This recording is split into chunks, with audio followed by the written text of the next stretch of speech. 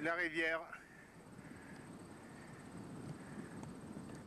Dimanche, les aéroglisseurs. Miami River. Miami River. Vous voyez que le terrain commence, les personnes sont en train de tracer le terrain.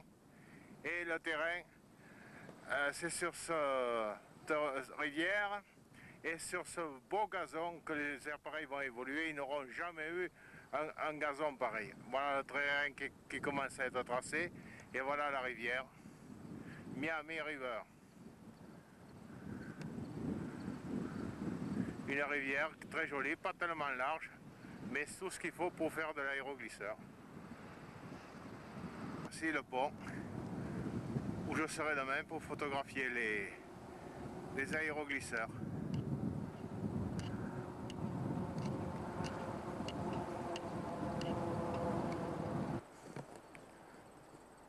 Vous voyez que nos appareils vont être très bien, il va y avoir un très beau circuit. Je le prendrai tout à l'heure depuis le pont. Il va y avoir un très beau circuit. Et voici où nous étions tout à l'heure. Maintenant nous sommes derrière cet édifice. Le Miami River.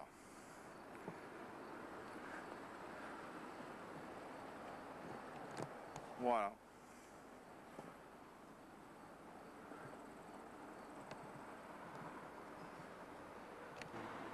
Et bien sûr le drapeau américain. Le drapeau américain qui est toujours là. Apercevant le terrain et les personnes qui sont en train de l'aménager. Et voici le pont. Et à ma gauche, derrière moi, nous poursuivons la rivière. Et nous allons voir les premiers aéroglisseurs qui sont arrivés. Nous allons aller les voir de plus près. Un autre pont. Et dessous le pont, des aéroglisseurs qui viennent d'arriver.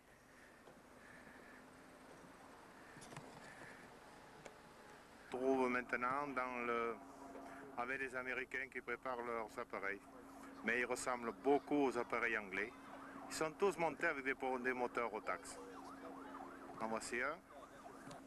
Et ils sont tous montés avec des réducteurs comme vous le voyez. Ils sont tous montés avec des réducteurs. Mais de très jolis appareils. C'est le système anglais. Voilà. Un autre appareil. Ils sont tous à peu près pareils. Avec réducteur et le moteur est surélevé. Ils sont là avec 10 appareils. Chacun sa faire comme d'habitude. Sous le coq qui est là, qui attend au cas où il crèverait la leur. Pour l'entraînement à la gymnastique des gens américains qui font de la gymnastique. À notre gauche, nous avons Troy, autre groupe encore qui s'entraîne.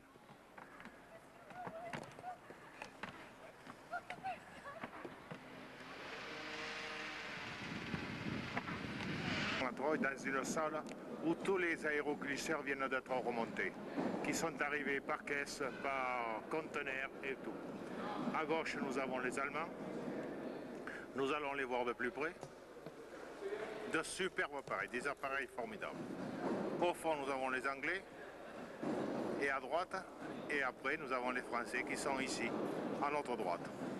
Voilà la maison Ackermann qui monte ses appareils. Voilà. Des appareils formidables. Et là-bas, il y a 8 Anglais avec des Falcons, tous montés avec des moteurs Rotax qui sont semblables aux fabrications anglaises. Voilà. Mais les plus beaux, je vais vous les présenter. Français d'abord, les appareils d'Ackermann. Ackermann et ses fils qui se dépêchent à monter. Voilà les appareils français. Et il nous en manque encore. Voilà les appareils tels qu'ils sont arrivés sans les turbines. Les turbines ont été démontées.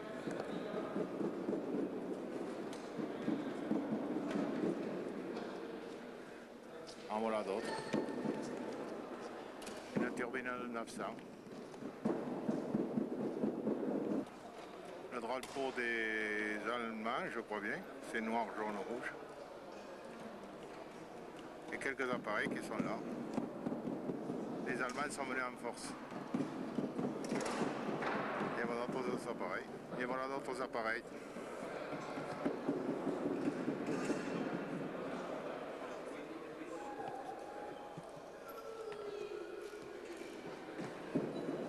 Des appareils anglais au fond. D'autres appareils. Vous remarquerez beaucoup de turbines de 900 qui commencent à arriver.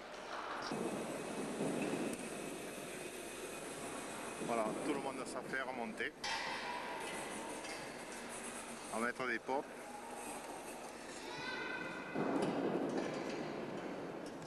Le drapeau anglais. Ils ne viennent pas eux non plus sans leur drapeau. C'est bien. Et ça continue sur la gauche.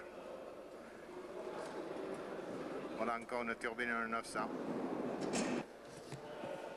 Des appareils anglais. 100, le 13. Et un appareil qui est en cours de montage.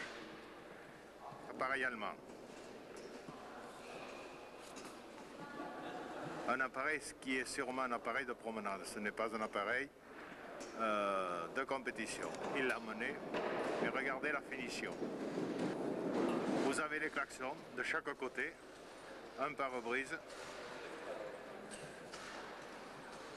Des phares. La radio. Une turbine à 900.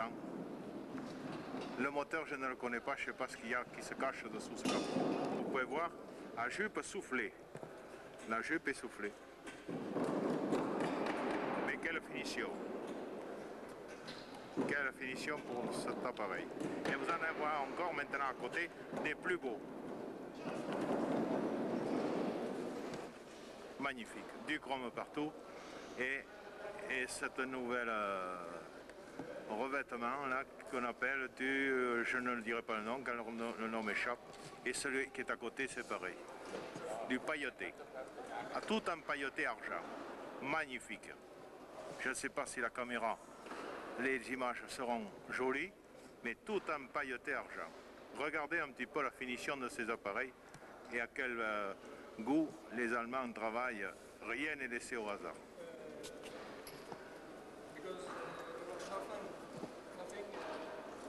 Comme moteur, le nouveau Robin.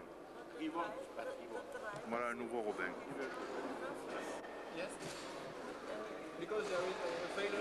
Robin. Les chevaux, je ne connais pas. Nouveau moteur Robin. Des appareils.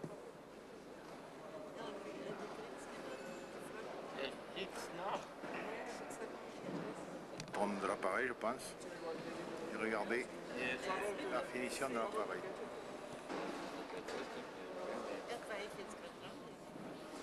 C'est le président de la fédération France-allemande qui est venu et qui est venu spécialement nous voir.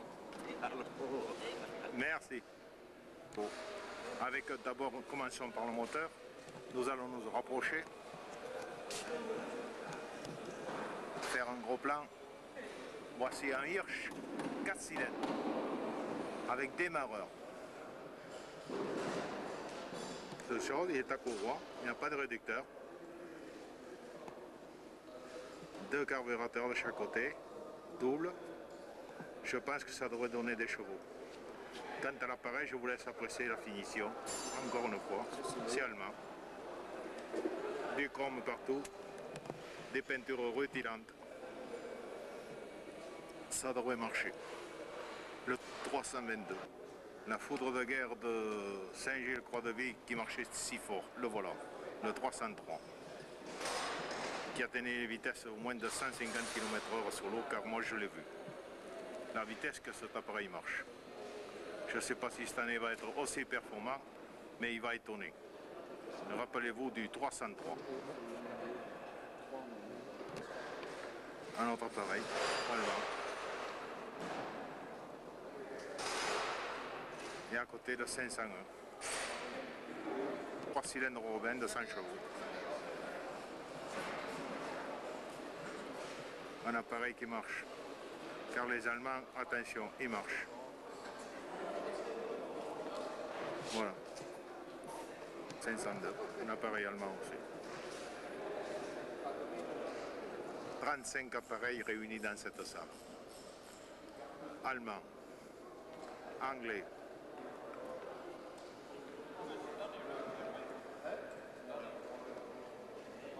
et français. Les Français, il paraît que tous les appareils français ne seraient pas rentrés. Voilà, deux appareils allemands. Je viens de m'apercevoir d'une combine qu'ils ont pour la flottabilité. On aperçoit le jeu de jupe. Et je vais faire un gros plan. Voilà. Vous voyez une vis. Et qu'est-ce que c'est qui se cache sous cette vis? Simplement un ballon. Un ballon qui est prisonnier à la jupe et qui est tenu par cette petite vis en plastique. Vous voyez les vis?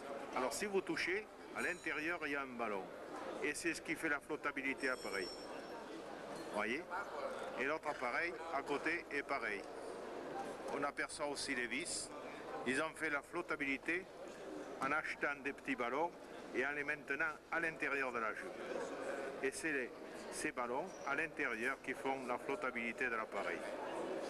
Nous verrons si c'est efficace. Quant aux appareils, chapeau, en pailleté. Pailleté argent et chrome.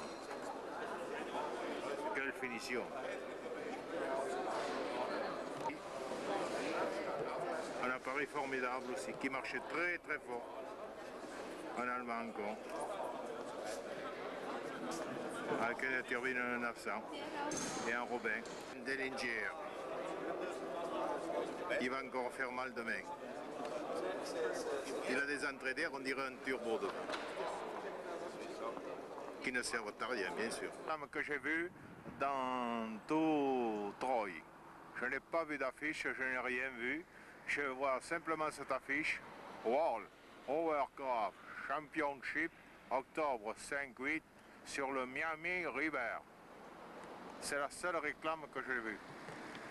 Voilà.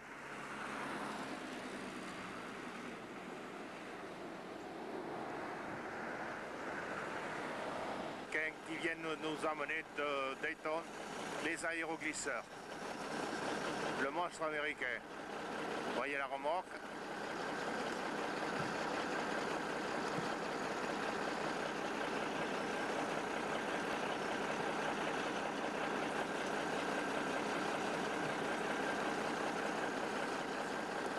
Monsieur Vernier et Monsieur le Chevalier qui discutent car nous avons eu des problèmes. Figurez-vous que je croyais que nos aéroglisseurs étaient arrivés lorsque j'ai pris la photo à l'intérieur et eux, il n'y avait que ceux d'Ackerman d'arriver. Car il y a eu à Orly un problème de grandeur de caisse.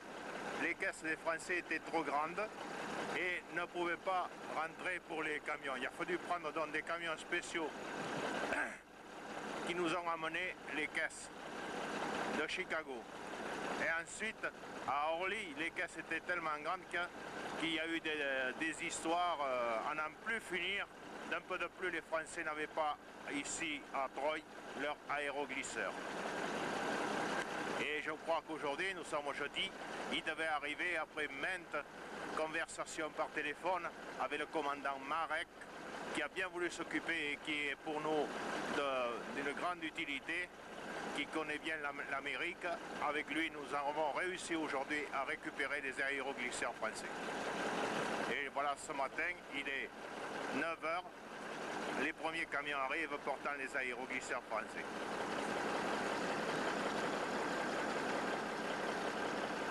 Caisse. Ça, c'est une caisse qu'a utilisée Ackerman, qui est arrivée depuis hier, avant-hier même, et dans lequel il avait ses appareils. Ce sont des caisses semblables dans lesquelles ont été mis les aéroglisseurs.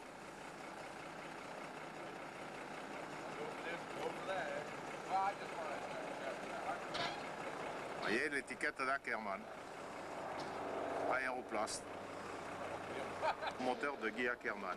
Un 4 cylindres Arrow et moteur italien de 100 chevaux.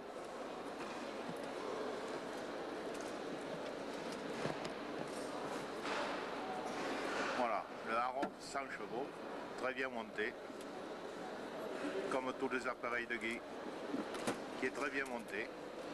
Une turbine de 812 pales, à séparateur de flux. Les diodes d'échappement bien disposés.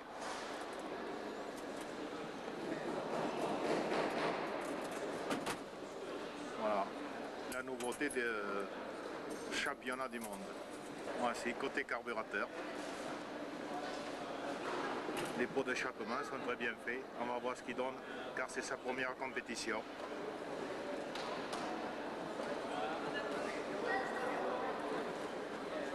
Voyez les moteurs. Oh. Et ici, il est en train de mettre la dernière main à laisser cet appareil. Alors voilà un autre, voilà le bicylindre Arof. Le bicylindre qui est exactement comme l'autre, à la différence qu'il n'y a que 2 cylindres.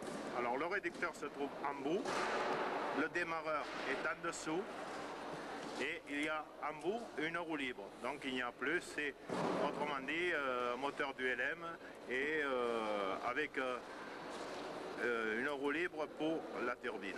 Le message du réducteur qui se trouve devant la turbine. Des moteurs très bien faits. Le monocylindre en haut. Une grande salle de sport qui nous a été prêtée par la ville de Troyes. Au début de ce reportage, je vous avais montré le pourtour de la salle et je croyais bien, comme j'avais vu Ackermann qui est ici à notre droite, que tous les aéroglisseurs étaient arrivés français. Mais on ne m'avait pas dit qu'il y avait eu des ennuis avec les aéroglisseurs français. Car les aéroglisseurs français étaient restés en France. Et il a fallu des pourparlers avec Marek, le Chevalier, et puis beaucoup de monde pour que ces aéroglisseurs arrivent. Et au milieu, la photo que j'avais prise hier, il n'y avait que le pourtour de la salle.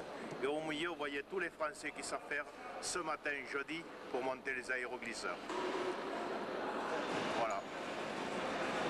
Maintenant, les Français sont là, je pense que tout est OK. On entend quelques moteurs qui commencent à démarrer. On aperçoit au milieu M. Dallongeville, les Franchus, les aéroglisseurs français sont bien là. Voilà le cas. On entend quelques bruits. À gauche, les Allemands. Nous allons y revenir avec un grand angle pour faire, au cas où hier, que ma photo n'aurait pas pris hier, car je l'ai pris au téléobjectif. Et nous allons venir sur les formidables genres. Et enfin, vous voyez la salle, une très grande salle, une salle de basket, ou je ne sais pas de quoi, avec quel sport. Et voilà.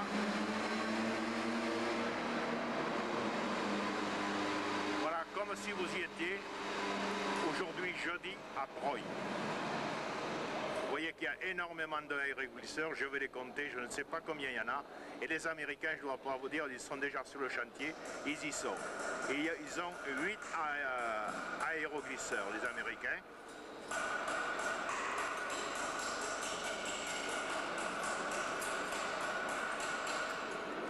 Aéroglisseurs des Falcon. Ce sont tous Falcon avec rotasse, comme je vous l'ai dit ultérieurement.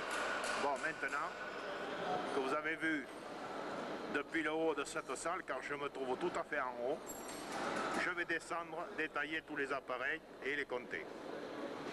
Et vous faire vivre, comme si vous y étiez, les championnats du monde à Troyes. De mon perchoir, et je suis maintenant, premièrement, par les aéroglisseurs français. Voyez Jean-Pierre Lègle, du Club de Loire. Jean-Pierre Lègle qui monte son appareil. À côté, Hubert Maillard, du Club de Metz. Ici, l'aéroglisseur qui était à Casteljaloux, avec les 2 turbines et les 2 moteurs inversés. Aéroconception. Il est très joli. De Paris. Ils savent faire au montage, car les Français, il ne faut pas qu'ils perdent de temps. Ils vont être juste prêts à l'heure. Le Club de Touraine, eux aussi, ils sont là.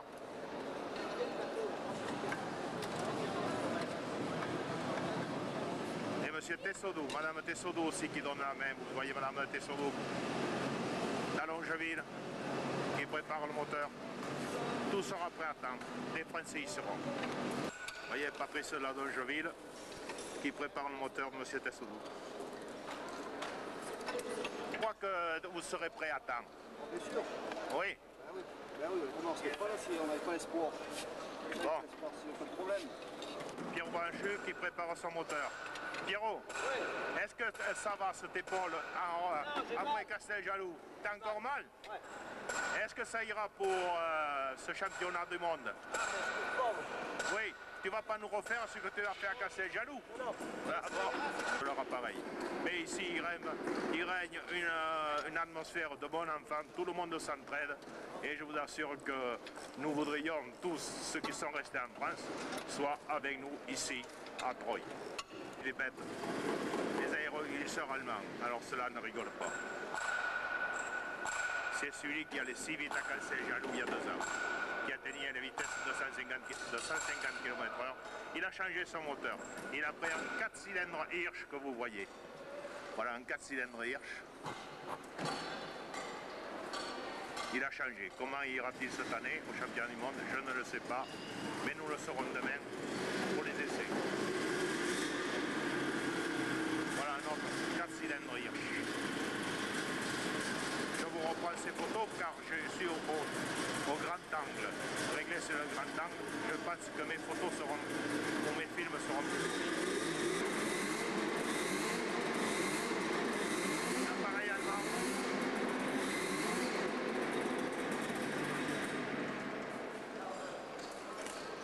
Plus beaux appareils allemands. Celui-ci, très rapide avec une turbine de 800. Magnifique appareil. Présentation et tout. Et à côté, l'appareil de promenade, car je pense que c'est un appareil pour se promener, l'amener là, mais vraiment un très beau appareil. Tillé. Regardez la finition.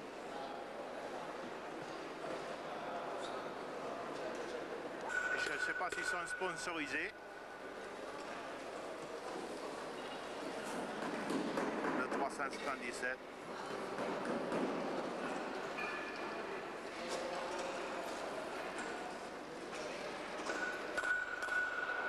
Là, bien sûr, il ne faut pas casser la corde parce que les raccords sont presque sûrement impossibles. Le pilotage avec le manche comme un avion. Et alors, vous regardez cet appareil, il est spécial. Il est spécial car vous voyez, c'est ni plus ni moins boudin. Et sur le côté du boudin a été ajustée la jupe soufflée. Voyez. Alors pas de problème de flottabilité lui, bien sûr. Alors voilà le siège pour 2 passagers à l'arrière. J'ai essayé de soulever cet appareil, il est très lourd. Je ne sais pas ce qu'il va donner. Il est un séparateur de flux. À l'arrière, mais c'est un appareil qui est très lourd. La radio, les phares, très belle construction.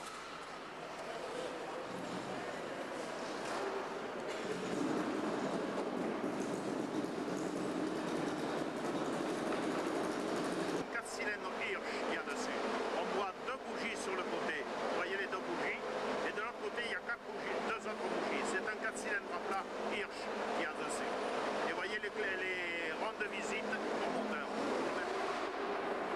Tous les appareils, parce que j'aurais oublié les jupes. Vous voyez les vis qui se trouvent sur les jupes, qui tiennent les petits ballons. Les petits ballons à l'intérieur des jupes. Voilà. Les petits ballons. Et ici encore, vous voyez les vis qui tiennent les petits ballons. Nous allons voir demain comment ça marche, le système des petits ballons pour la flottabilité des appareils. Car ce sont des appareils, comme vous constatez, qui sont assez bas sur l'eau. Et alors on ne sait pas, c'est sûrement une innovation. Sûrement que ça doit marcher, car les Allemands, s'ils ont mis, c'est que ça doit sûrement marcher. Pareil anglais aussi, vous voyez. De bonne fabrication. Alors un peu retiré d'après mes premiers constats, en motorisation, beaucoup de rotax. On ne change pas beaucoup de rotax, sauf les Allemands qui ont passé sur les Hirsch 4 cylindres et l'innovation de notre ami Ackermann qui a mené un 4 cylindres à Rome. On va voir ce que ça va donner. Pour de cette salle que vous avez vu depuis en haut, vous voyez des aéroglisseurs connus que nous connaissions. Et tout le monde sait faire. Des aéroglisseurs connus. À part les Allemands et Ackermann qui nous a amené cet appareil. Il a 3 appareils. Autrement, tout le reste, c'est à peu près ces aéroglisseurs que nous connaissons. Des Rotax. L'aigle. Dominique, est-ce que tu comptes être prêt pour la fin de la journée? Est-ce que tu n'auras pas trop de retard? Quelle question? Il est très occupé, il ne nous répond pas. Il a un très joli appareil, Dominique aussi, je pense qu'il va marcher. Car c'est une Formule 1 qui va sûrement marcher. Il a eu quelques années à casser l'eau, mais je pense que ça va être rétabli. La vue, c'est celle de Hubert Magard. Hubert Magard vient de se faire construire un appareil par Ackermann. Toujours la finition Ackermann. Une très belle turbine, comme vous constatez à l'arrière. Bien fuselée et tout. Avec une 16 pales. Avec 8 pales sur un moyeu de 16. Et le 4 cylindres à Roff. Le 4 cylindres à Roff, qui viennent de me dire qu'il coûte quand même 5 millions. 5 millions. Comment on va donner ça? Alors l'appareil, regardez la forme de l'appareil. Je me baisse. Et voilà la forme de l'appareil. Un très joli appareil qui est sûrement très léger.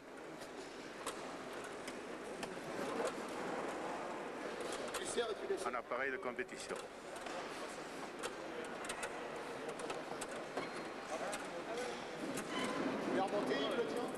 Voilà. Un très beau appareil. On va voir tout ça, ce que ça va donner tantôt. Mais la finition est irréprochable. Bête vue de face. Très étudié, très effilé de l'avant. Et nous allons voir de plus près le moteur. Très bien fait.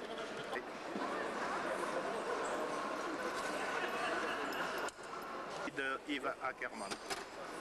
Un moteur qui coûte de 5 millions et qui doit faire autour de 100 chevaux. 140 chevaux.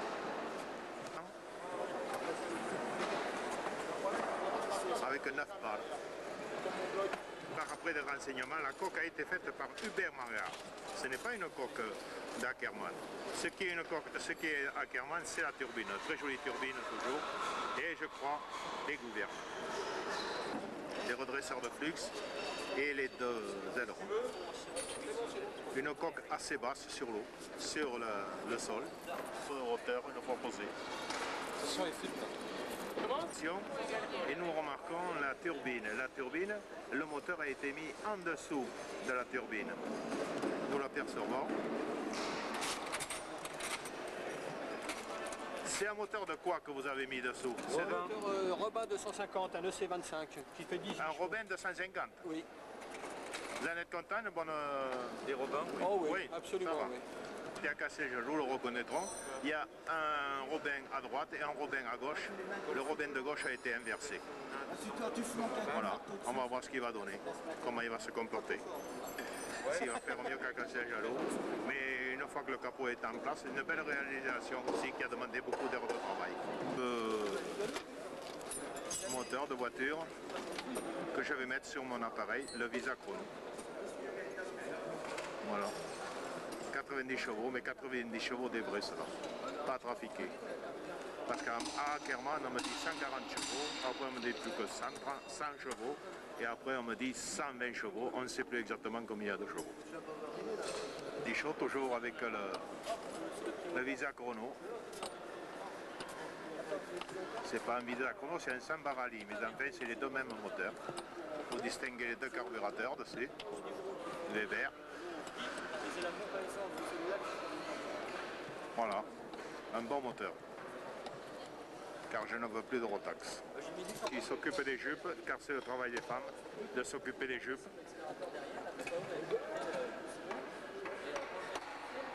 Madame Madame Tessodou, Oui. est-ce que l'aéroglisseur sera prêt? On espère, oui. Madame, regardez-moi. Ah, alors voilà Madame Tessodou qui s'occupe aussi de la préparation de cet appareil, car vous voyez que maintenant l'appareil est très avancé, le moteur est en place, la turbine, et Monsieur Tessodou et de Longeville s'occupe donc de cet appareil qui va être mis en place et qui, je pense, va bien marcher. Lui qui nous fait un peu de réclame, CF, les ciments français, et Bruno Saffer, autour de son frère, qui a été accidenté, a cassé le jaloux. Les appareils français vont être montés dans un temps record. Ils ont commencé ce matin, je pense qu'à midi, ils vont presque tous marcher. C'était notre sympathique ami anglais Bill Baker, qui est occupé à monter son appareil. Très sympathique et très connu, surtout les... Il vient chez nous à Saint-Gilles-Croix-de-Vie, un ami très sympathique qui fait le fabricant d'aéroglisseurs, lui aussi, qui en connaît un rayon et qui est très fort. Voilà son appareil. Et je pense que lui aussi va être payé. Bill Baker. Des Falcons. Beaucoup de Falcons. Très joli appareil, bien fait, de bonne coque. Une turbine bien assise sur la coque, très bien faite. Vous voyez l'arrimage de la turbine sur la coque qui est vraiment très bien faite. C'est un bon appareil. Je reviens sur l'appareil de Hubert Magard. Je ne sais pas ce que va faire cette bête. Avec c'est un 110 chevaux, on ne sait pas trop combien de chevaux. C'est au-dessus de ça, mais combien on ne sait pas. Tout le monde dit la sienne et personne ne connaît. Mais enfin, je serais content de voir marcher cette bête au plus tôt. Coup de main à Dominique Lègle pour monter cet appareil. Nous voilà terminé. Pas mal l'appareil à Dominique. On a un moteur de 100 chevaux, 3 cylindres Robert. Il y en a 2 ou 3 dans le championnat du monde ici, autour des appareils. Vous voyez que les Allemands n'ont rien oublié. Eux aussi.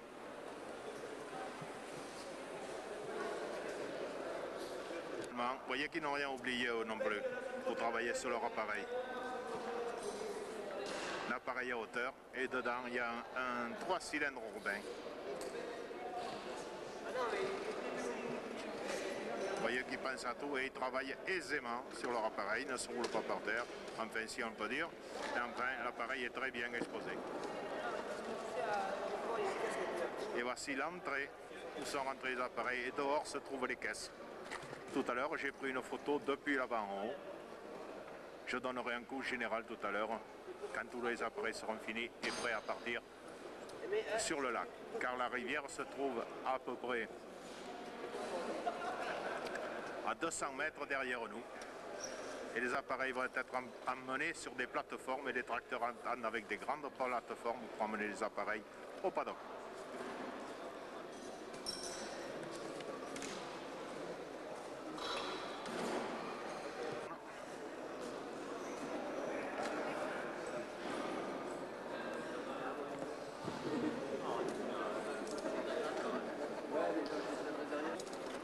Qui essaye de monter ça au plus tôt, mais l'appareil est très avancé, je pense qu'il n'y a pas de problème pour les Français. Car si nous voulons manger pendant 4 jours, il faut payer. 27 $, ça nous coûte pour les 4 repas. 27 $. On parle dollar, demi-dollar, quart de dollar. Et tu payes le double, hein, toi. Hein. Pour toi, Monsieur Tessodou qui me parle, parce qu'il mange beaucoup, il va payer le double. Monsieur Tessodou. Voilà, l'appareil est presque monté. D'âge du même moteur que je vais avoir, Patrick Goudichaud, président des aéroglisseurs de Loire, qui monte son appareil.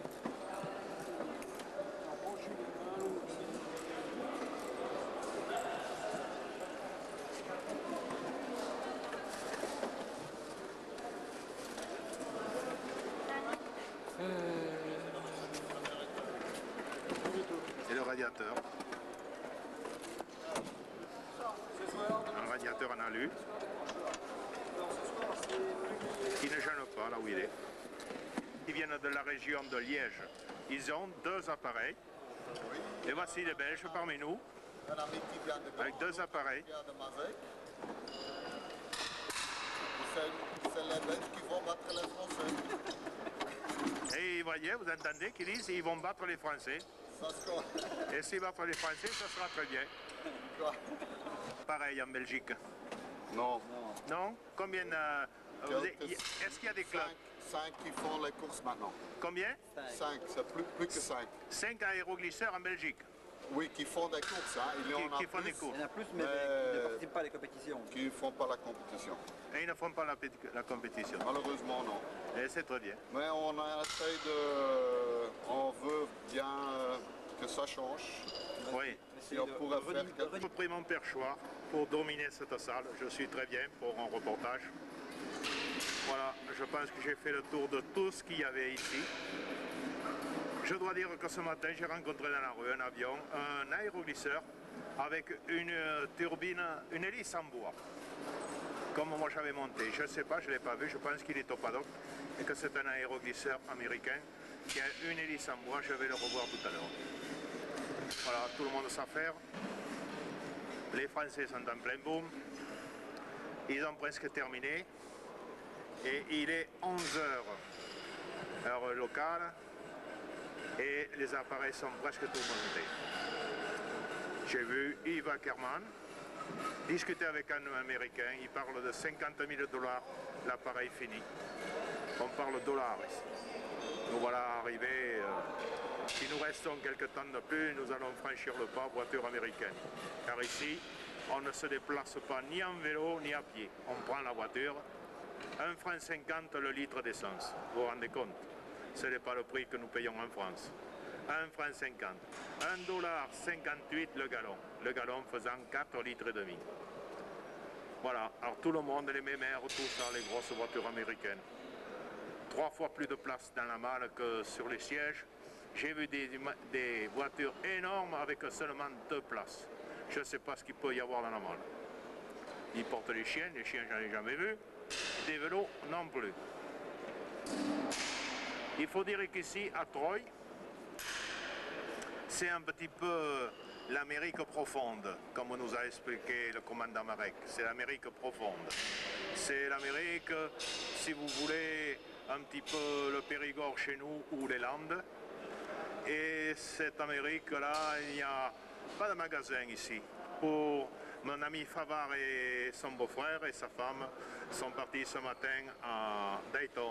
Dayton, à 20 km d'ici, ils ont loué une voiture.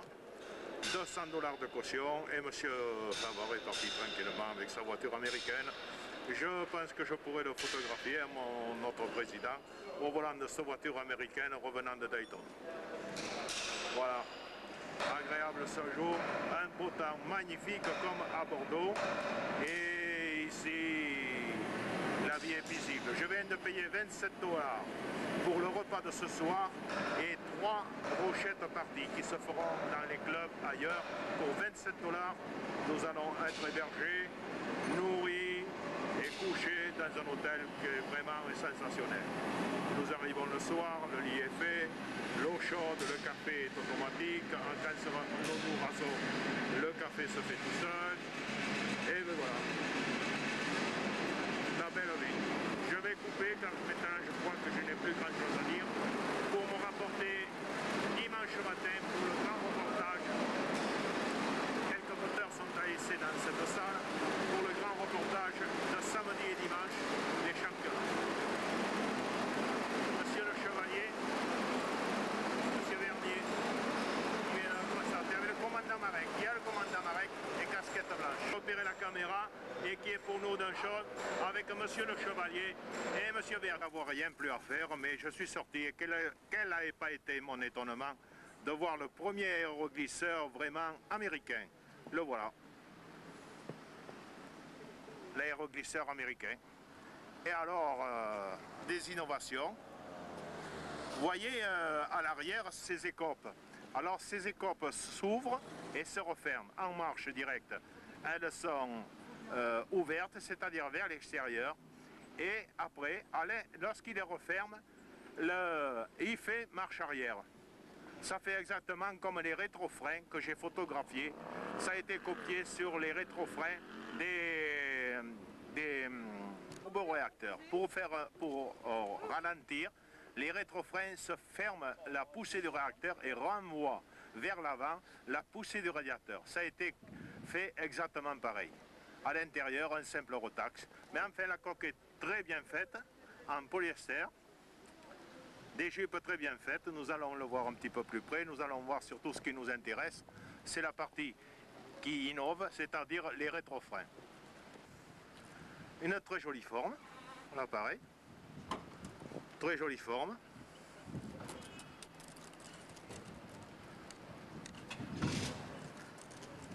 Sur sa remorque. Turbine 800. Rétrofrein. Là, ils sont, je pense, moitié ouverts, moitié fermés. Ils doivent s'ouvrir davantage, je pense. Nous allons les voir depuis derrière. C'est-à-dire qu'une fois fermé, cet appareil fait marche arrière. La moitié. Ils sont la moitié fermés car la poussée n'est pas énorme derrière. Ils doivent s'ouvrir davantage. C'est-à-dire que chacun décrit un arc de cercle de 45 degrés ou de 90 degrés. 9 x 4, 36. Voilà. C'est peut-être une solution, mais je ne vois pas exactement à quoi elle peut servir. C'est-à-dire la manœuvre de l'engin, bien souvent, une marche arrière n'est peut-être pas désagréable, surtout pour la promenade. Voilà, les rétrofreins de l'aéroglisseur américain. Les aérofreins de l'arrière sont commandés avec une pédale au pied et un câble et un ressort de rappel. L'aéroglisseur américain, car les autres 8 aéroglisseurs, ce ne sont ni plus ni moins que des Falcom. Bravo. Un camping-car américain très modeste qui doit faire dans les 12 mètres de long. Vous voyez au-dessus de la cabine, au-dessus du toit, les climatiseurs, air climatisé et puis tout et tout. On fait le plein, enfin c'est le petit camping-car américain quoi. Voilà. Aéroglisseur américain des Falcom, tiré par cette voiture.